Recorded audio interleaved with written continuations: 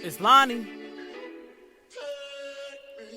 I ain't no dummy, I'm using my brain. Trust me, I'm far from a regular Jane. My hustle got muscle, my head in the game. My content is potent, I swear on my chain. I pull that trigger, you gon' hear bang. I am the dopest, she pure as cocaine. Wisdom and education, plus that I'm giving you entertainment. One of these days I'ma end up famous. I'ma run me some laps on these entertainers. I am not one of them, I'm an innovator. This is news to you fools like I'm in the paper. I'm steady building like skyscrapers. You get chewed up and spit out like annihilators. I'm a rapper, an artist, a show anchor. So creative and I don't need no makeup cause I'm real. Move how you move, I say how I feel. Lonnie won't stop till I make me a meal. Or one of these industries make me a deal. I'm working on getting my case up for real. Mimicking me will not change or repeal. I follow God, I'm safe in his will. Made in his image, my fate is concealed. My God is so faithfully changing me still. Welcome to the Big Lonnie Show. We about to get it big crackin', I promise you that.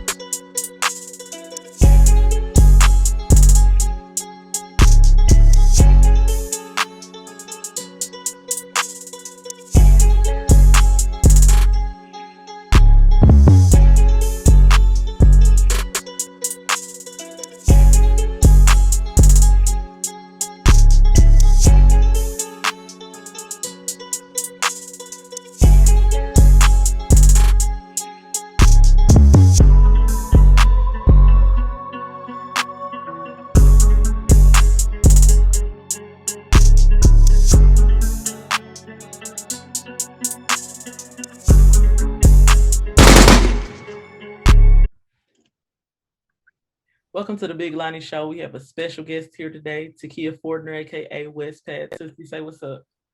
What's up? Yeah, we graduated from high school in 2006. I played basketball with her. I had the pleasure of watching her play from about the 10th grade to my senior year. She played varsity basketball at Flint Northern High School for all 4 years. She was MVP 2 or 3 years in a row, and she shined her best at AAU basketball tournaments where she was recognized and later offered a scholarship to go to Michigan State University. I chose to have her on the show because she has a very interesting story of accomplishment and overcoming hardship. Most recently, she graduated from Mott Community College, and she's on her way to, where you going next? Bethune-Cookman University in Daytona Beach, Florida, to pursue my bachelor's. That's right. So I wanted to do a show with her today because she is a hometown legend. Anybody that was around during that era know exactly who she is. When I first met her, it was in middle school. I met her when she was, just a young buck, and she could hoop then. She was hooping like dudes way back in the day. And so everybody in Flint stood behind her. We was proud to see her go to Michigan State, and a lot of us lost touch with her, beyond that point to know what her story is. Before we get into all of that, I just want to, kind of get some background on her so that you can understand, the legend of who she is. Tootsie, let's start with, how did you grow up? Man, I grew up pretty rough, real hard. Poverty, my mom had mental illness. My dad was alcoholic. My brothers was in out of jail. One of my brothers went to jail about 17 years or 18 years old, whatever, doing life for murder. I went to foster care. My sister took me in. It was just hard growing up. Then I went to foster care with her. Got out of foster care. My brother started taking care of me, spoiling me, getting me into Jordan. That's how I am today. Okay. So what's your brother's name?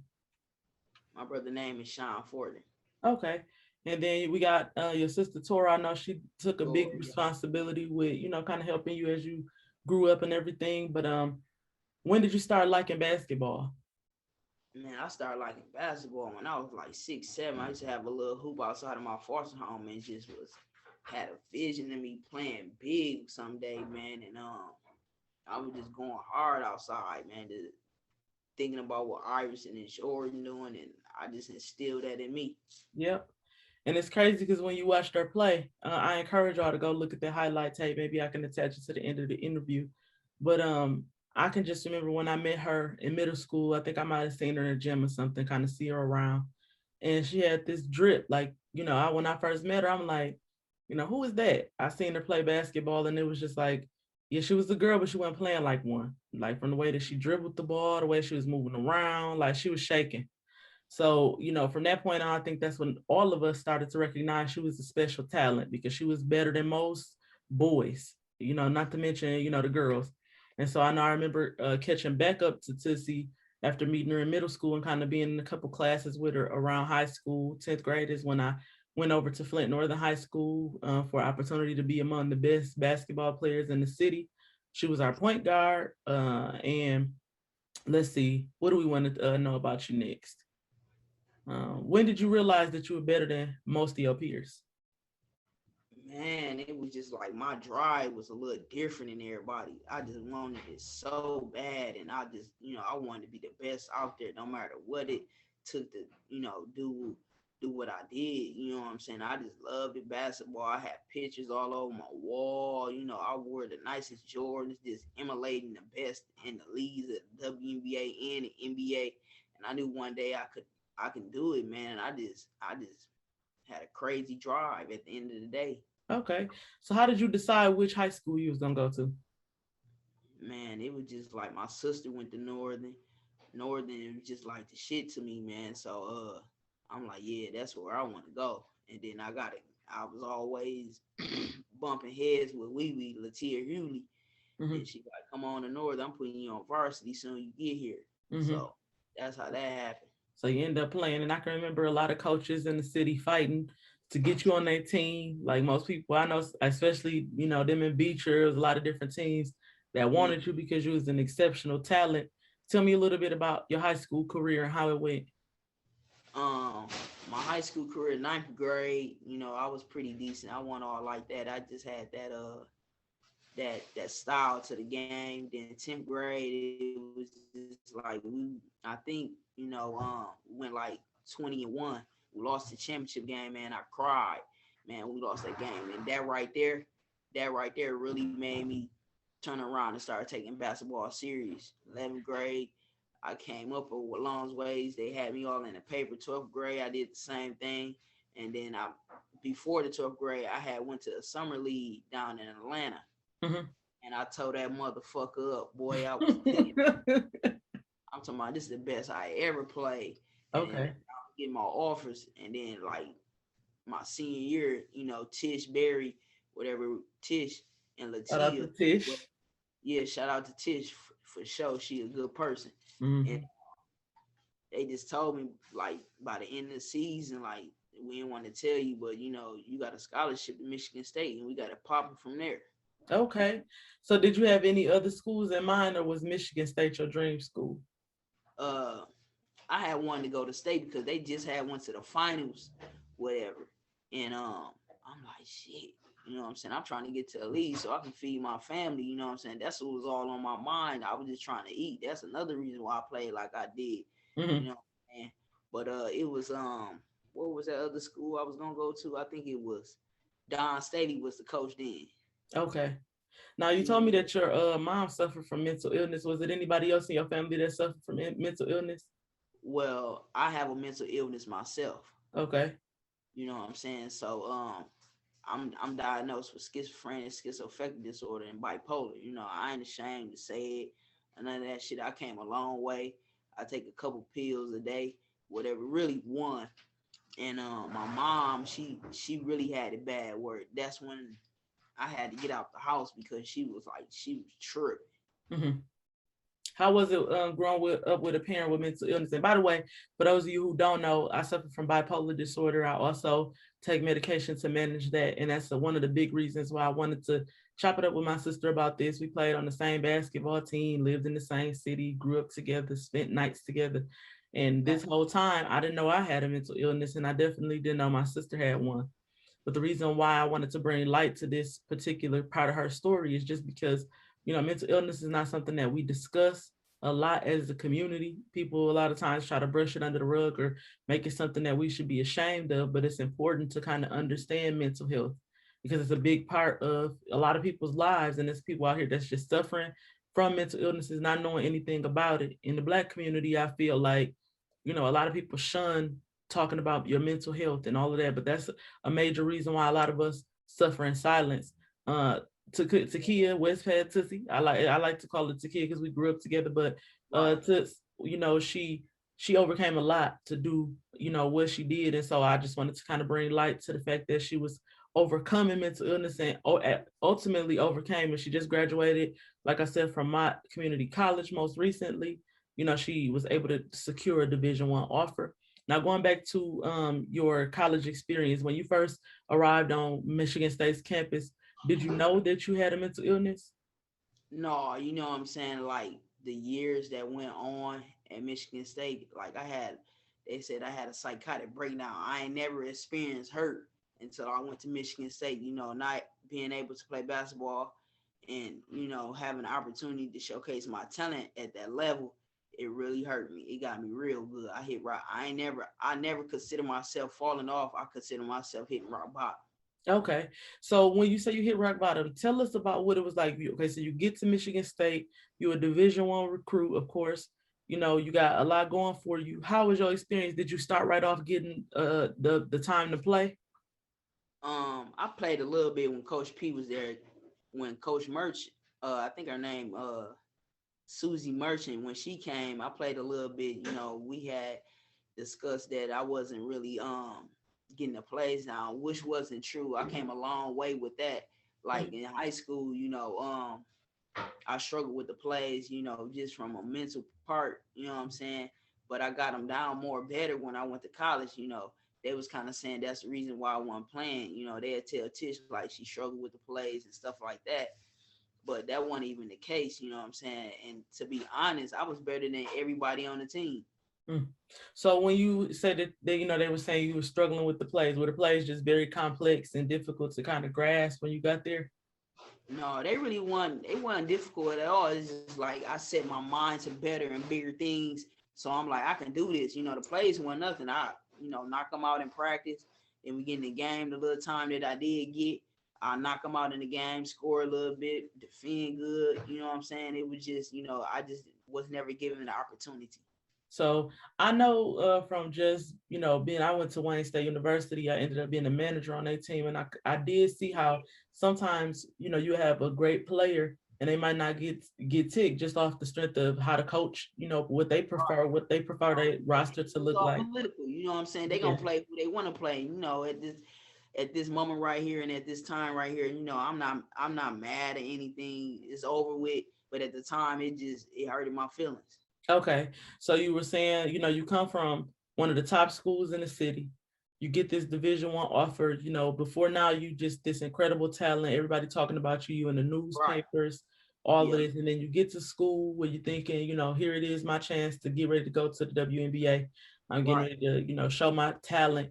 And you get there and you're not getting playing time. How did that affect you mentally? Man, it got me good because, down there they was playing a lot of mental games.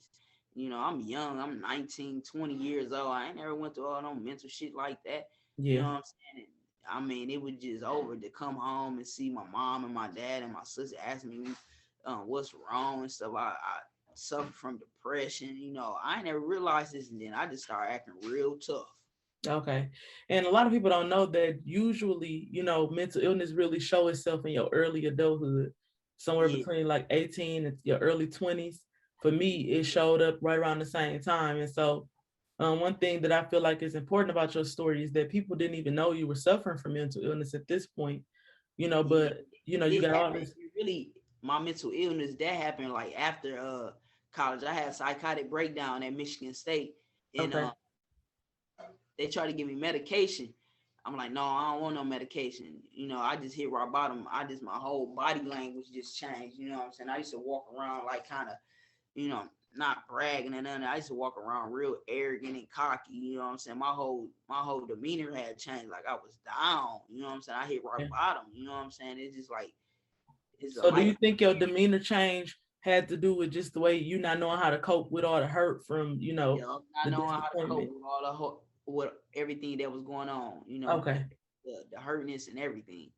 Okay, so at what point did you leave Michigan State? First of all, tell us how long you played. I most definitely played like 2 years. Okay. There 3 years academically, you know what I'm saying? I just got that transcript from their probably about 3 or 4 months ago. They helped me graduate from my community college, getting me associates in general studies. Great. You know what I'm saying? I played about 2 or 3 years. Academically, I know I did some work there 3 years. Okay. I played about 2 years. That's why when I went to another school, like when I went to like Baker, they didn't have sports or whatever, a basketball team. But then I ended up going to Mott one time. Then 10 years later, going back to Mott in 2020. But no, I ain't had no more eligibility to go anywhere else. Okay. So how did it go for you to end up leaving? Like, how did you leave Michigan State?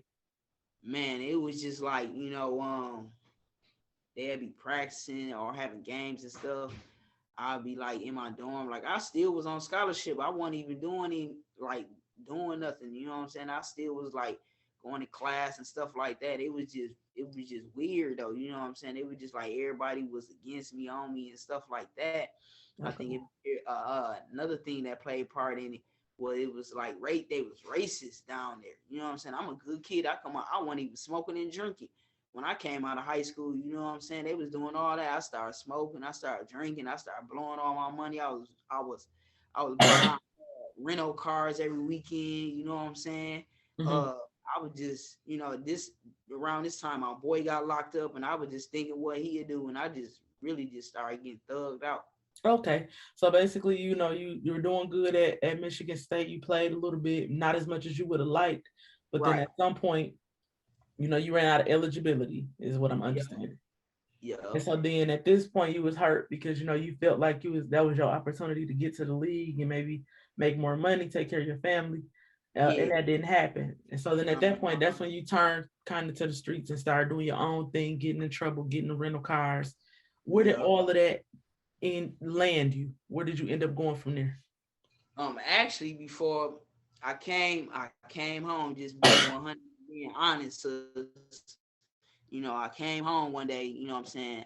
I ain't never get a chance to speak with the coach. So I was calling from the house numerous of times just trying to get in contact with her, trying to play. This one, I still had a little passion for the game, and I never could talk to her. You know, they was, you know, throwing me off. And now, did you have eligibility left? Like you could have played at this point? Yep, I could have played. I could have still played there. So I'm like, I need to talk to the coach about, you know, working something out. So I kept calling from home to the office. Next thing I know, it's about 6-7 state undercover police in the house. They charged me with aggravated stalking and stalking the coach. And I ain't ever, like, man, I put that on my mama. I ain't never seen that lady after all that was, you know, I went through all that, whatever. I ain't touch her. You know, it wasn't nothing like that. I wasn't dating her. So basically, once you stopped playing, did anybody give you any answers about why, you know, you can no longer play even though you had eligibility left? No, they just kind of dumbed me down, you know what I'm saying? Played me, gave me this spin around. I wasn't doing nothing wrong. I went to class every day. I went to practice and everything, but they, you know, they took me to jail, and I did like 2 years in Mason County, Ingram County Jail. So how many times would you say you was giving her a phone call a day? Man, I was blowing that motherfucker up, dog. Hey, you was trying to get back on that floor. Huh? I said you was trying to get back on the floor. Yeah, I was, man. I'm like, man, I gotta eat, man. You know what I'm saying? I could have, you know, I was stubborn too. You know what I'm saying? The Tish, like, you want to transfer? I'm like, oh, you know what I'm saying? I'm gonna do this shit. You know what I'm saying? I'm like, I come from the hood, the trenches. You know what I'm saying? I got that hard body in me. You know what I'm saying? I'm not how I am now. It's nothing compared to back then, you know what I'm saying? So basically, for those who don't know, Tish Berry was her coach for several years, the person who was strategic in helping her get scholarship offers, helping her complete the ACTs, which she ended up doing pretty well on that. As you know, you can't be a stupid person and get to no Division I school. So she had a lot of people behind her. And when you hear her mention Tish Berry, that's just one of the coaches who really invested a lot in all of us, but, you know, especially in Tootsie, to make sure that she got where she needed to be. So now we're talking about, you know, you got there, you played for a while, didn't go how you really wanted it to go. You couldn't really take off. They gave you this reason or that. You don't agree with the reason why they said you couldn't play anymore, or, you know, they wouldn't really give you a concrete answer. So at that point, you started blowing the phone down. You was calling her pretty much. Yep, I kept calling from the house, My like So would, if you was to put a number on it, how many times do you think you was calling a day? man, I called that motherfucker at least about. I was blowing that motherfucker up. I know I was. I just kept calling, man. Like, damn, I need to talk to her. You know, I ain't did nothing wrong. You know what I'm saying? Was you Like, leaving messages? yeah, I was leaving messages. I was talking to the what you call it, the front desk lady, everything, man. I'm like, damn. And then they came and got me. Like, I don't know when they came and got me, but they came and got me out my sleep. I had one sock on, some state shorts, an orange shirt. I ain't had no tattoos. I had my hair to the back. Man. And so then when they came to get you, was it a surprise? Had you been warned before then? Did anybody say, hey, you're gonna have to stop calling the coach, you know, or you're gonna be in some trouble? What? I don't think they said that, but at the same time I do think they said that. I'm kind of, you don't really remember. You know what I'm saying? Yeah. Okay. So when did the psychotic breakdown take place? I think the psychotic breakdown took place like my second year. Okay, so explain what a psychotic breakdown is. Like what happened with you? I think the psychotic breakdown was just like my mental was just out of there. You know what I'm saying? Like I was tweaking. Nowadays they say it's called tweaking. Mm-hmm. I was tweaking, you know what I'm saying? I was just doing the unnormal, you know, I was just out of body, you know what I'm saying? I was lost, like. So for those who don't understand, like, I know what bipolar disorder is because I personally suffer from it. It's like when you have intense mood swings. Sometimes, you know, you really on top of the world. You might be manic and kind of, you know, just extremely happy. And then you had those moments where you get real low and you super depressed. You don't really want to do nothing. And so she has that. But then there's also schizophrenia, which sometimes people who suffer from schizophrenia, they start to kind of get out of their mind, like as far as the reality is concerned. A lot of people that suffer from schizophrenia, they start losing touch with reality. And it's not like a person is choosing to be that way. It's just that the chemicals in your brain, it's an imbalance. So whereas some people would have like a stable mind, so when they encounter stress, depression, whatever life would throw at you, you may have like, you know, a situation where you get sad, but you're not like clinically depressed. When you start talking about mental illness, it really kind of affects everything that you do, everything, how you think, your ability to bounce back from stress or whatever the case may be. So now we're talking about a situation where you got a young girl who's been phenomenal at basketball her entire life, got these big dreams and expectations of going to play professional ball. You get the scholarship of your dreams to a Division I college, you know, and at this point, everything's going great. But then you get there and your expectation of getting playing time is you're disappointed there because now you're not getting the tick. Yeah, everybody around you, Division I talent. You know, now we're not talking about, you know, in high school, she dominated. She, you know, she better than pretty much everybody on the team, better than most of her opponents. So then you get to a place where you're feeling like, okay, I might be on my way. I'm headed towards the WNBA. She had people from our school, Deanna Nolan. She went to Northern and went to the league. So she's got people. She's seen it happen. It's supposed to be possible.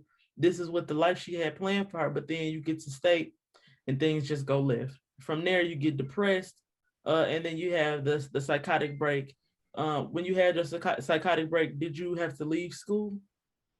No, I was still there. I had finished one more year there. Really? Yeah, I finished like one more a year and a half. And so could you tell you were sick during that point? Yeah. How could you tell? My family didn't even have me around nobody. Really? Yeah. So how did you know that you was getting sick? Man, my face changed. Like it was just down. Yeah. Like I drink like every day or go out every weekend, like to in the windows when they had it open, a little gay club. Mm-hmm. And my eye, the next morning, I get up, my eyes be real baggy. You know, I'll come to the club with some glasses on because my eyes so baggy. I was so stressed out. Mm-hmm. Like I never experienced nothing like this. You know, despite everything I was going through before I came there. You know what I'm saying? I was just on top of the world, like living a good life. You know, my brother Sean. Shout out to my brother Sean Fortner. You know what I'm saying? He was locked up. You know what I'm saying? My boy Dirty, you know what I'm saying, looked out for me. You know, he broke bread with me, you know what I'm saying, before I came to state, because he got locked up while I was at state June 24th, like 2006 or 8, one of them. Oh, wow. So I didn't even know this. Not Dirty is somebody she really deeply respects. If she got tats on her face with his name, you know, he went to jail. I didn't realize that he was out during high school. So what's the type of stuff Dirty used to do for you, like that made Man, you admire him so much? I mean, shout out to Keela too. You know what I'm saying? That was like, you know what I'm saying, Dirty right hand man, Keela. And Dirty, man, he showed me the ropes. He put me onto the streets, but never didn't have me into anything. You know what I'm saying? And then Okay. for a while, you know what I'm saying, I was like, I want to go that route. Didn't Okay. even want to play no basketball. I went, man, I'm gonna tell you, I'm gonna be real with you. I went to like Keith Little Open Gym, man. Everybody was looking at me like I was crazy or something. I think Really? I walking back out.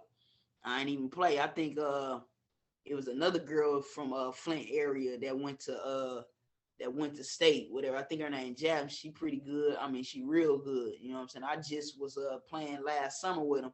With her. I played a little bit. You know, basketball really ain't my thing no more. But you know what I'm saying? Like they was just like, you know, they was looking at me crazy. You know, I walked Now out. who was looking at you crazy and when was this? Just it was just like some of the girls that was playing. You know, it ain't nothing personal now. You know what I'm saying? It's all love. You know, my sisters, they all good. But you know, they were just looking at me crazy. I think I just got out of jail or something, or I was, you know, I was going through all that. I still was trying to, you know, work out, you know what I'm saying, and stuff like that. But I never say I fell off. I hit rock bottom. Hit rock bottom. Okay, so the way the what I'm understanding is that you had gone to school, things turned left, you ended up having to leave school, and you had a psychotic break where you wasn't in the best health. So then when Yep. you get home, whereas you used to receive love from everybody, you start noticing that maybe your business traveling around because now people acting funny or they just Yeah. not giving you And the same love. it was just because, you know, I was like one of them, like they say superstars back then. And Mm-hmm. then I went to a big school. So it was gonna get out. You Yeah. know, it was gonna get out. You know, I wasn't tripping. At first I was, you know, I'm saying I wasn't tripping. I ain't tripping now that we talking about it. You know what I'm Right. saying? But back then I didn't even want to be around nobody. I was just thugging it. I just went to the streets. Okay. So your coping mechanism for dealing with all of the disappointment from having your hoop dreams broken to pieces, and then also having to find out you got this mental illness. How did you find out you had the mental illness? I mean, I was out of jail. I was done with state. I think this was like 2014, 2015. I've been a mental ill person, you know what I'm saying, about 5, 6 years. Okay. You So know, so then did you find it hard to accept that you had a mental illness at that point? man, it was like it is what it is. I grew stronger and stuff like that. But you know, some niggas think I'm doing something, I'm on drugs, you know what I'm saying? I ain't got the face tats. You know, I thought I was on something because I did it. Some people be like, man, you know what I'm saying? Niggas saying this and niggas saying that. You know, I ain't worried about what a nigga saying. You know what I'm saying? It is what it is. I got my feet kicked up. I'm about to pursue my bachelor's at Bethune-Cookman University in Daytona Beach, Florida in June. I'm gonna go down there in June. But the Mm-hmm. first half of the summer, I'm gonna do online here in Flint. But man, I'm staying out of all that negativity. I'm being all positive. You know, any teacher that I've been working with at my, they tell you I'm one of the hardest working students. You know, I can grind. You know what I'm saying? But it Of is what course. it is. You know what I'm saying? So I feel grateful, and it's a pleasure of mine to share my story to the city. That's dope. And I think that the reason why it's important to share your story is because you came through some stuff, and in the beginning, everybody was showing their love. A lot of Yeah, times when you're doing well, people are standing behind you. The whole city standing yeah, behind you. yeah, But then when yeah. things get hard, sometimes people don't know what to think, and not Right. everybody was supportive through their process. And Yeah, so after, it's like I was like, I was real popular, you know what I'm saying, and stuff like that. Niggas know me, but you know what I'm saying, back then we was in high school, niggas going crazy, like this nigga doing this nigga going to state, you know what I'm saying, this and that. yeah, And you know what I'm saying? Niggas be like, oh, she on this, she doing drugs. I heard this about you. Then my homegirl, she just told me straight up. She like, man, you a living testimony. As soon as I graduated, a few days later, she told me, you a living testimony, man, like for real. My other how did you homegirl, get your life back together after you had all of that go down? Like at this point, you done found out you got a mental illness. You didn't, right. you had to leave state. You didn't get a chance to finish your degree there, and then you ended up going to jail and staying for 2 years. After that, Yep. how did you get out and get back on the right track? Another thing too, when I got out of jail down in Mason, Michigan, Ingham County Jail, whatever. I was in and out of jail in Flint a few times, like not a few, but multiple times. But like 10 years later from that point, don't know the date and year exactly. It was 2020. I got back in mine. Okay. And was And that I've been a there. fresh start for you? That's when I started getting it together. Okay. Really, I don't believe you should have been, put in jail back then because what you Right. needed was help. Because Like, if you stalking somebody in Flint, or they call it aggravated stalking or stalking in Flint, that wouldn't even been no felony. But I'm in the process of getting that expunged. and you And really should, because they really should have taken into consideration that you had some mental health issues going on. And that's a lot of times what happened with people. sis, I didn't really have no mental issues. I mean, like issues going on at that time, but I had the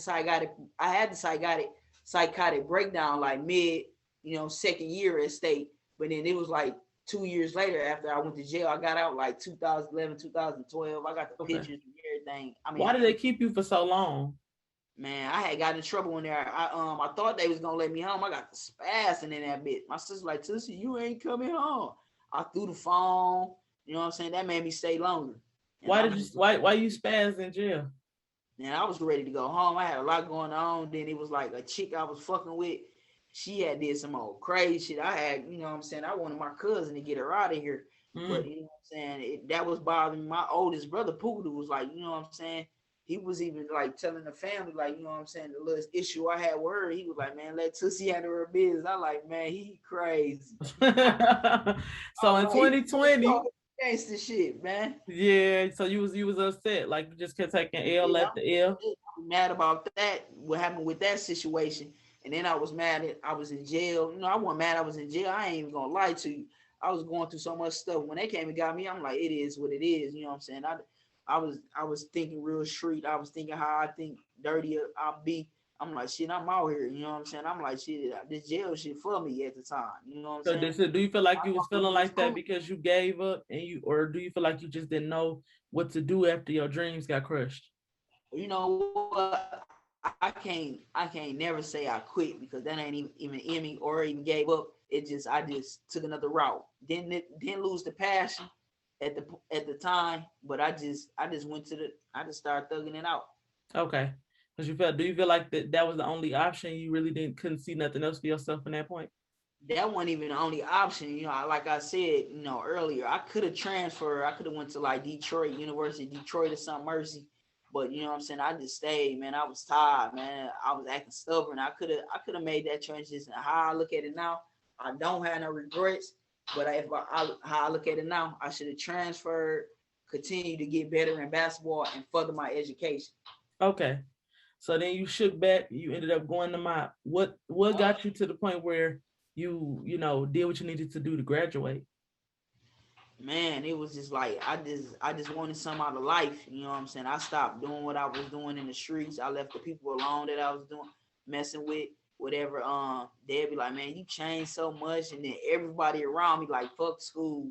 You know what I'm saying? I still went, like, my 3 dream jobs is a photographer, jeweler, and a rapper.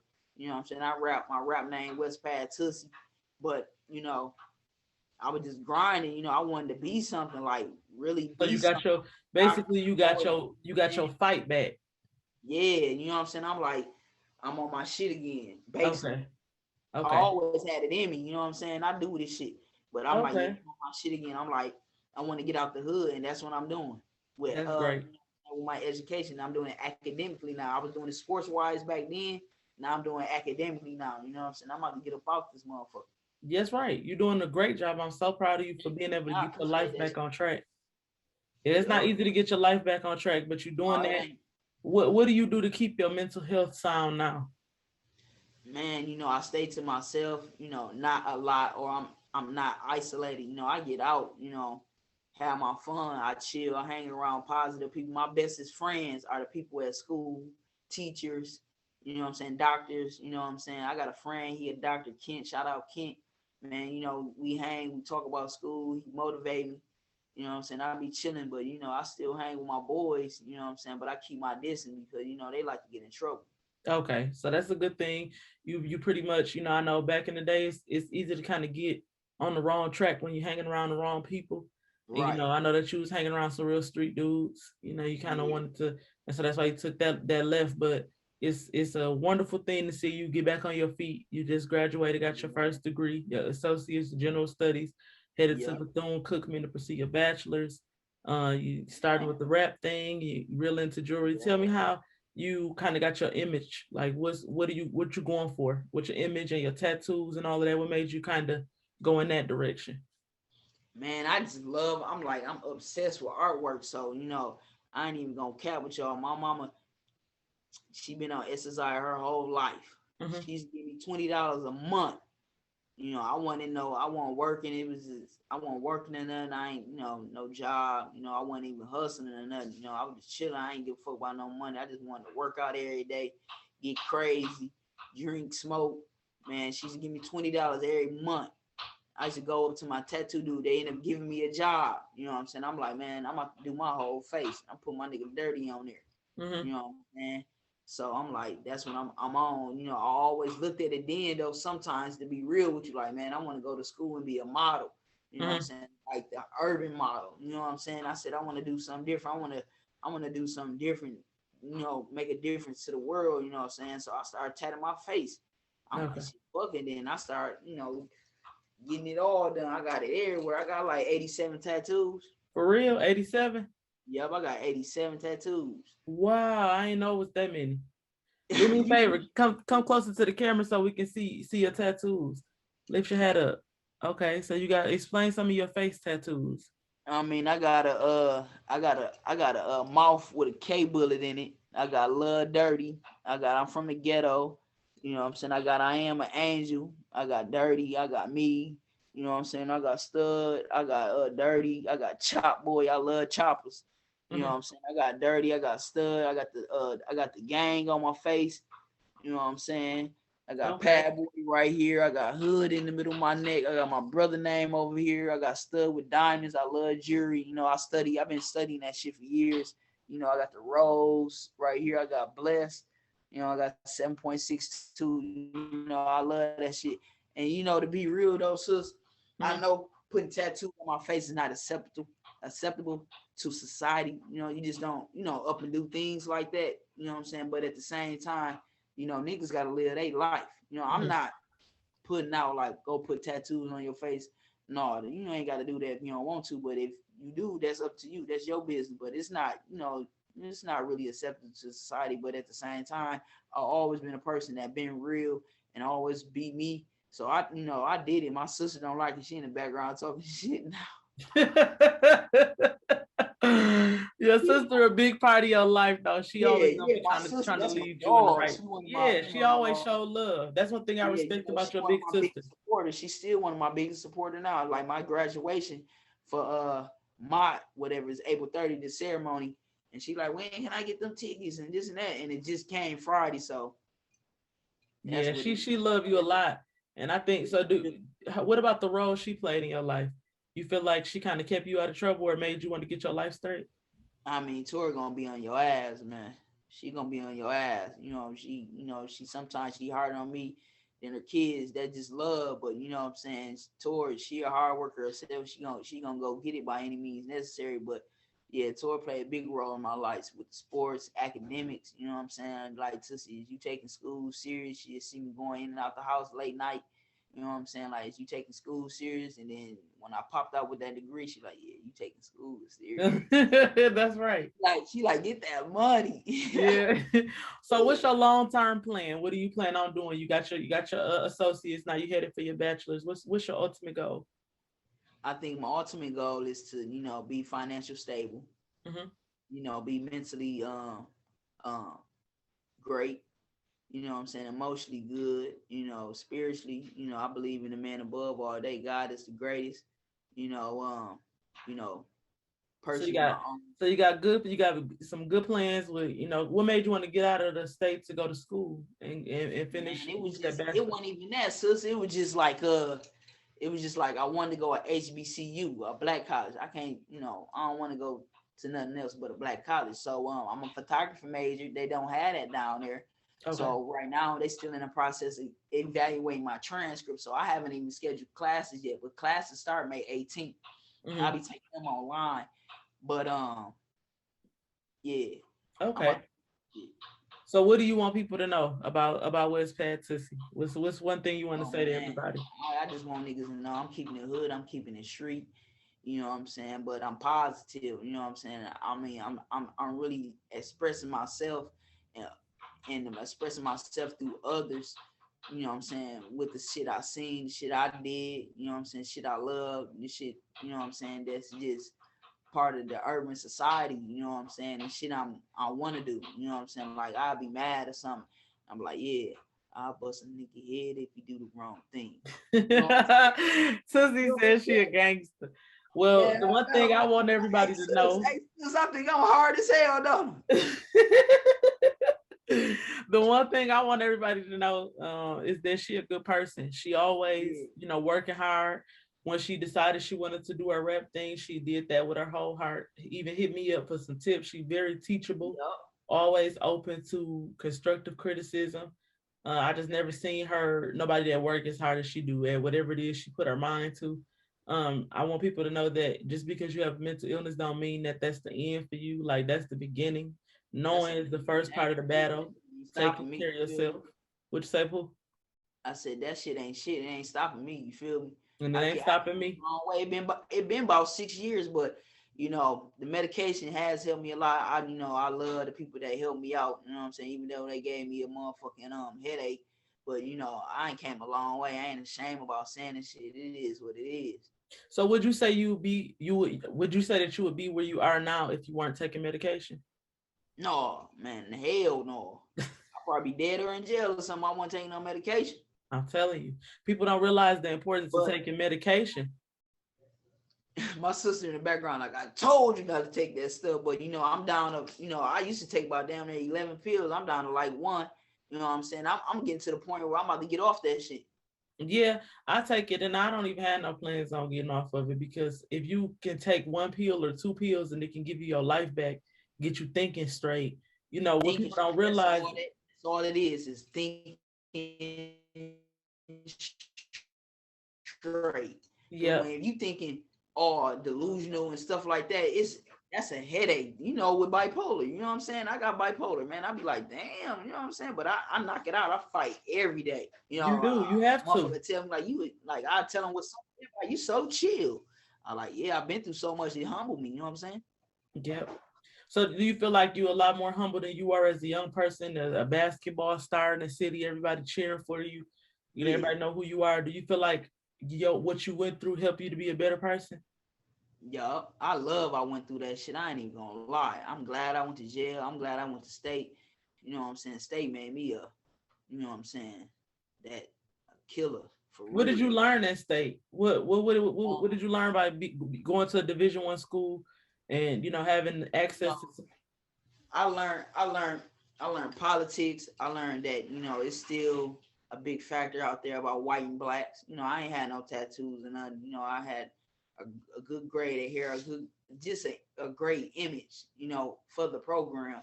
You know what I'm saying? But I had that hood mentality, you know what I'm saying? And after a while, I tried to get along with the girls because I kind of isolated myself. The coach used to tell me, not the coach, but the assistant coach tell me, like, you need to hang out with the girls more. That's what it was. I didn't click with them girls at all. Why didn't you click with the girls at state? Man, I just didn't. I was like, I always, people would tell me, like my boy would tell me, like, man, whatever you do up there, you're gonna always be wrong. Then he like, you should just stay to yourself. So I stayed to myself. I used to look at the guy named Drew that went to state. He was balling up there. He was getting some tick up there. He he was always to himself. It wasn't no problem. You know what I'm saying? But the guys probably was like, that's cool. I was around some girly girls. I'm all the way out there like gay. You know what I'm saying? They like, some of them was too though. You know what I'm saying? But we didn't click. But as it went on, you know what I'm saying? Like one time we had a drug test, whatever, and they was testing us, just testing us and stuff like that. And I had just got done smoking some weed. They turned around like, Takiyah, you ain't take that one thing to get it out your system. But I ain't never really smoked weed, so I passed the test, kept it pushing. If I would have flunked that test, they would have took me off scholarship. Oh wow, I didn't know that. So they Yeah. drug test you. What about how y'all was eating there? Did they give you special treatment or give y'all real good food to We eat? was eating good up at state. You I know what I'm know saying? you was.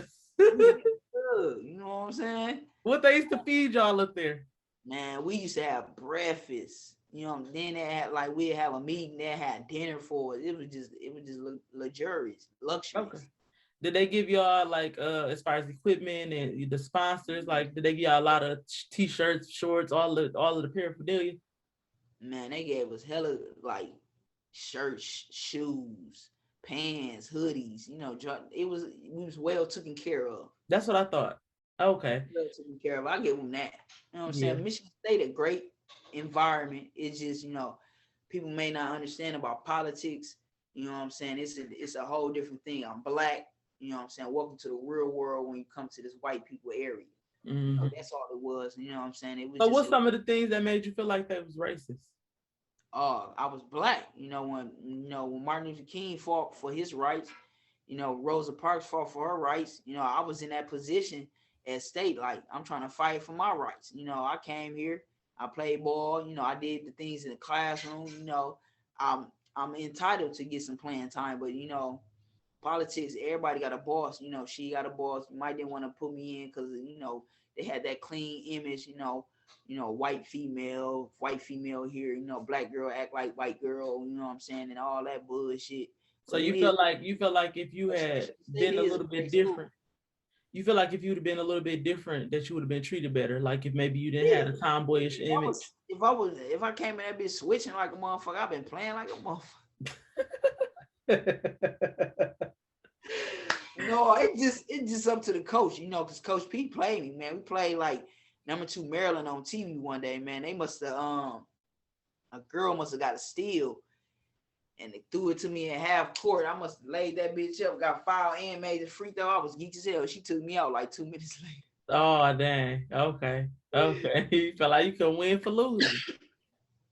Well, I think you had a great experience. This was a great interview. I felt like it was necessary to shed light on some of the things, after having that career with basketball, because that's what the city know you for. I think it was a lot of people who had questions about what actually happened, but they can hear from the horse's mouth. Is there anything you want to tell them, Westpad Tootsie, about your upcoming music album or anything that's going on with you? I'm actually working on a mixtape right now, but I'm gonna be real. I'm focused on my education. Like my education come first. That's great. It'll always be there. The reason why I wanted to rap. I mean, I love rapping. I got a passion, but I wanted to become a better writer and public speaker. So I was like, I'm gonna fuck with rapping. Maybe someday I might perform. That help me. Even if I mess up or anything, I'm still gonna give it my all. But yeah, I want to be a better public speaker and a better writer. I love writing. I've been writing. I wrote a freestyle. I wrote a little rap to the first 48 by Icewear Vezo. I wrote something to T Grizzly World. I'm gonna get in the studio and like you said, Bree. Before I get in the studio, work on my rhymes first. You know what I'm saying? So I'm 35, man. You know what I'm saying? I'm just rapping. It's been about 3 or 4 months, but it is what it is. You know what I'm saying? A lot of them niggas be old as hell and be lying about their age. I'm gonna just keep it a buck with you. Mm-hmm. I think age really don't have a lot to do with it, because if you put out good music, people gonna rock with you. That's just like right now. If Jay-Z drop an album, people gonna rock with him. Nas drop an album, people gonna rock with him. They the greats, and they already had a music career established, fairly young. However, I feel like art is art.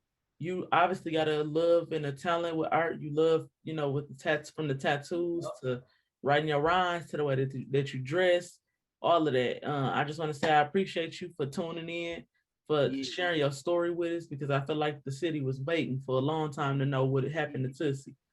If you want to see her highlight tape, I'll try to make sure I make that available to y'all. Is there anything you want to say before we close the interview? Man, I love you, sis. I love you too. Being on your show. And man, you know what I'm saying? If you really want it, it's out there if you really want it. You know what I'm saying? Free my niggas, man. I free my mama, man. I appreciate you, Tuss, and I'm really proud of you, because it take a lot of strength to do what it takes to keep your mental health straight. And I could tell you in your right mind, because I can remember back before when you weren't taking the medicine, I visited you one time, you was talking completely different, but I think it was just the season too.